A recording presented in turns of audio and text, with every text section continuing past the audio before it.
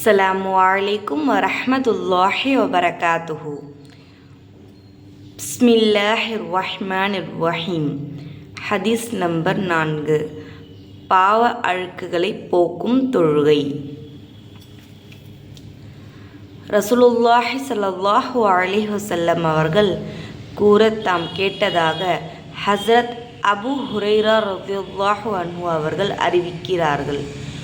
உங்களில் எவரேனும் ஒருவருடைய வீட்டு வாசலுக்கு அருகில் ஓர் ஆறு ஓடுகிறது. அவர் அதில் தினமும் 5 தடவை குளிக்கிறார்.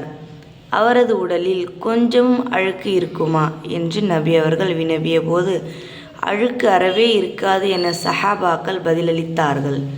அப்போது ரசூலுல்லாஹி ஸல்லல்லாஹு அலைஹி வஸல்லம் அவர்கள் 5 நேர தொழுகைகளும் இவ்வாறு தான், அவற்றின் காரணமாக அல்லாஹு தஆலா பாவங்களை அழித்து விடுகிறான் என அருளினார்கள்.